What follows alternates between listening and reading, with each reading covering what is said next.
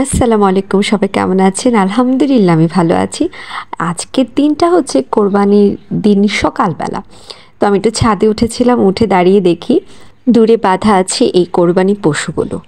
সবাই নামাজ থেকে আসলে কোরবানি পশুগুলোকে কোরবান দেওয়া হবে। ভাবতেই অবাক লাগে, আবার খারাপও লাগে, আবার ভালোও লাগে যে কোরবানি হচ্ছে। আলহামদুলিল্লাহ।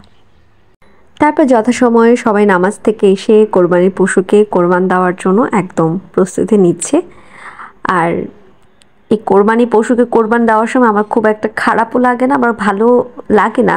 খারাপ লাগে না এই কারণে, কারণ আল্লাহর ওয়াস্তে আমরা কোরবানি দিচ্ছি, আল্লাহ আমাদের জন্য এটা বিধান করে দিয়েছে বলে আমরা দিচ্ছি। এটার জন্য আল্লাহর কাছে অনেক অনেক শুকরিয়া, আলহামদুলিল্লাহ যে আল্লাহ তৌফিক দান করেছে।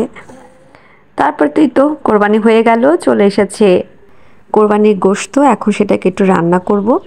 আর চট্টগ্রামে যেটা হয়, কিছু গোশত আগেই দিয়ে দেয় ফাতিহা দেওয়ার জন্য। আর এই কোরবানির কিছু গোশত হচ্ছে ফাতিহার গোশত। তো এটা এখন রান্নার প্রসেসিং চলবে। আর যেহেতু আমার শাশুড়ি বা শ্বশুরবাড়ি একদমই নতুনভাবে তৈরি হয়েছে, অনেক কিছু এখানে নেই, সো অনেক কষ্ট করে আমাকে রান্না করতে হচ্ছে।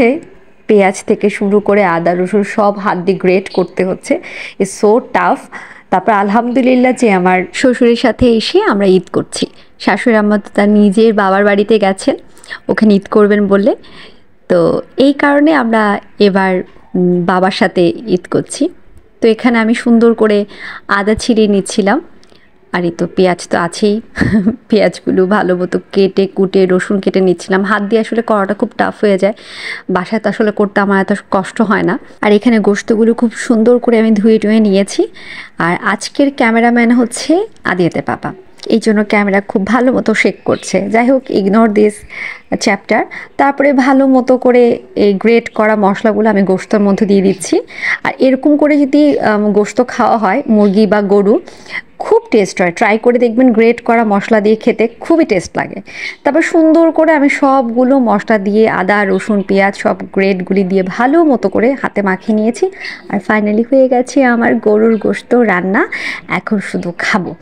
এত টেস্ট হয়েছে আলহামদুলিল্লাহ। এমনিতে টাটকা মাংসের আলাদা একটা টেস্ট হয়, আর সেটা যদি হয় কোরবানির গোশত, সেটা তার বলার কোনো অপেক্ষায় রাখে না।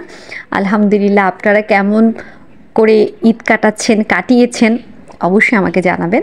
আর এখন খেতে বসে গেলাম। আমাদের গ্রামে মানে আমার শ্বশুরবাড়ির দিকে প্রচুর লোডশেডিং হয়, মানে অকল্পনীয় লোডশেডিং হয়। তাই আসলে এই অন্ধকারের ভিতরে ভিডিও করতে হচ্ছে। সো সো ক্ষমার দৃষ্টি দেখবেন। আর আপনারা কে কেমনভাবে উপভোগ করলেন কোরবানির ঈদ অবশ্যই আমাকে জানাবেন। আর এই তো খাওয়া দাওয়া শেষ। সবাই ভালো থাকবেন। দেখা হবে নেক্সট আরেকটা ভিডিওতে। আল্লাহ হাফেজ। আসসালামু আলাইকুম।